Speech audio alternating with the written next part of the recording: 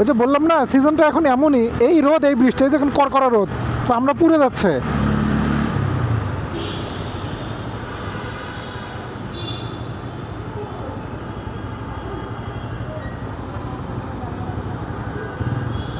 কি করো ভাইয়া? কি ভাই, এটা তো রাস্তা, এইভাবে এখানে দাঁড়া থাকে কেমনে মানুষ? রাস্তা একদম শুকনো, তার মানে বৃষ্টি হয়েছে ওইদিকে। বিজয় সরণির পরে আর কোনো বৃষ্টি হয় নাই। মহাখালীতে বৃষ্টি হয়ে ভিজে গেছে, আর এদিকে শুকনা। শালা,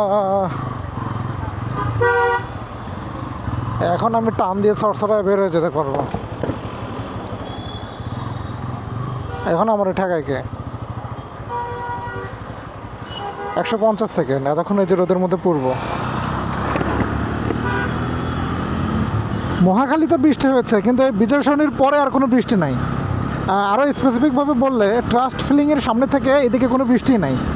মানে অবাক করা বিষয়। ওই যে বললাম না, সিজনটা এখন এমনই, এই রোদ এই বৃষ্টি, এই যে এখন কড়কড়া রোদ, চামড়া পুড়ে যাচ্ছে।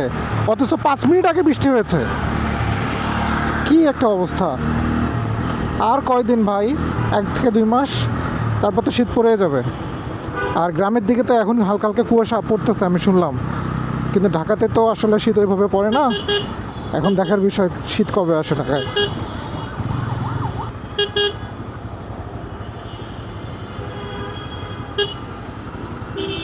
ভাই, এটা তো রাস্তা, এইভাবে এখানে দাঁড়া থাকে কেমনে মানুষ?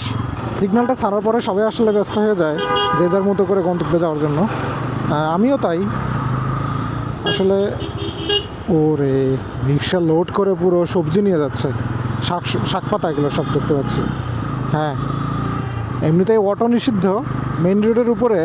অটোর উপরে সে সব শাক লোড করে নিয়ে এই যে কারণ বাজার ঢুকবে।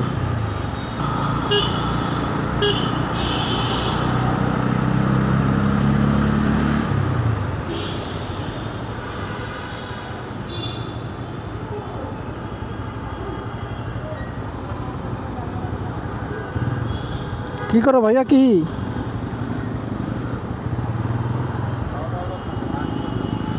খাওয়া দাওয়া করতেছে, লাঞ্চ করতেছে? এ ভাই বলতেছে, মানে কিছু বলার নাই আসলে। এই যে দেখেন, এই মজার জিনিস দেখেন, ওনারা বৃষ্টির মধ্যে চালায় আসছে। ওনার পায়ের পিছনের অবস্থা দেখেন। নিশ্চিত আমি বলতে পারি এই চাকা থেকে ওনার পা একদম পায়ে কাদা উঠছে। আচ্ছা, পুলিশ ভাই ধরছে এটারে। কে এটা? ট্রাস্টের গাড়ি না? হ্যাঁ, ট্রাস্টের গাড়ি। দোষ, কোনো একটা আকাম তো করছে। আচ্ছা, ভাই তো চেতছে, চেতার কারণ কি বুঝতে পারলাম না। চাপ দিছিল মনে হচ্ছে। ওই যে আমার অফিস দেখা যায়, আমি একটু সামনে দিয়ে ঘুরে ঢুকে যাব।